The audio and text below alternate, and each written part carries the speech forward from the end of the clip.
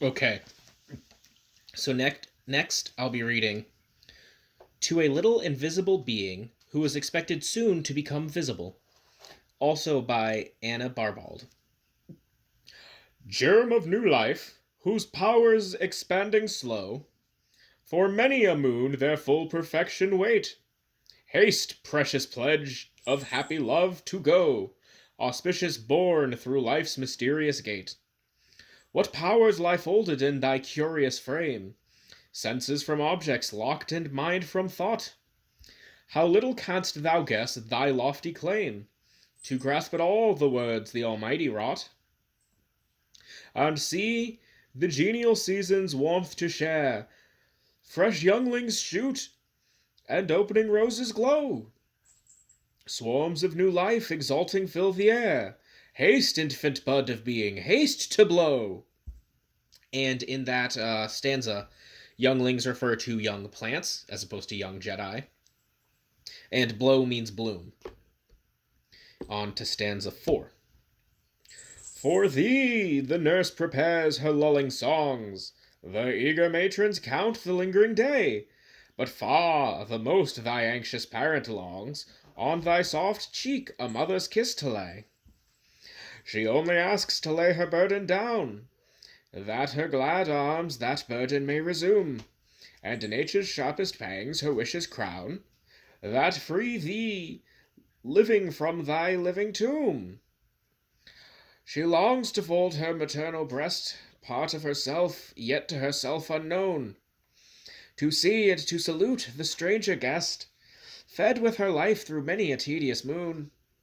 Come, repay thy rich inheritance of love, bask in the fondness of a mother's eye. Nor wit nor eloquence her heart shall move, like the first accents of thy feeble cry.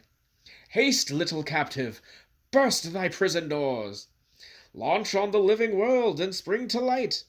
Nature for thee display her various stores, opens her thousand inlets of delight. If charmed verse or muttered prayers had power, with favoring spells to speed thee on thy way, anxious I'd bid my beads each passing hour tell thy wished smile thy mother's pang or pay. So beads in that refers to offering a prayer. And then or pay, that's more than compensate, like overpay, kind of. Okay, so now let's. So to me, this one is kind of obvious. She's talking about a baby, basically, a mom waiting for a baby to get here. So the first line I think that really supports that is germ of new life, whose power is expanding slow. And that refers to a baby as it develops in the womb, slowly gaining ability. So I'm going to write off to the side, baby friggin' pen grows in womb. Womb is a funny word. Anyways, so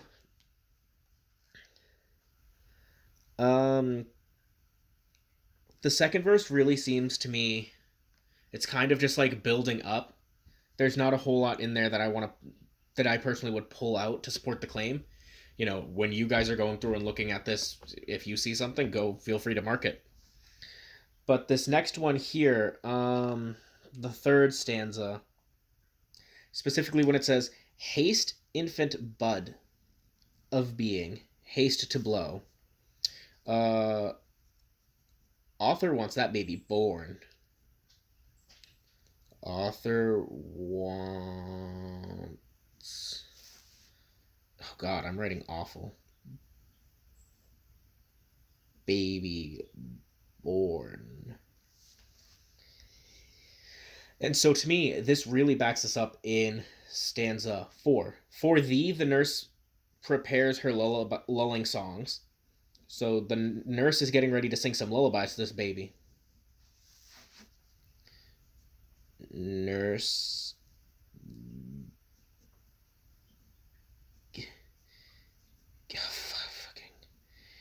getting ready to sing to baby.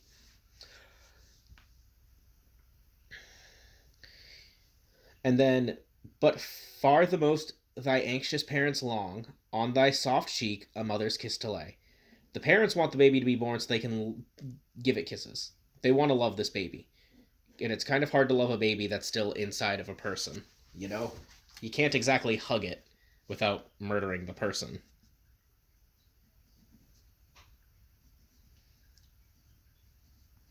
Parents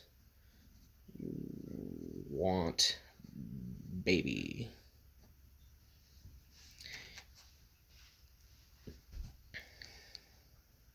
So I'm going to skip down 2 paragraphs to the come reap thy rich inheritance of love, bask in the fondness of a mother's eye.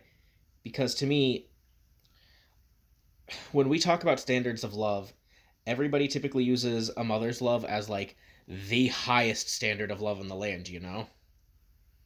So like it's inheriting a mother's love is considered like the biggest possible amount of love you can get. Biggest love possible.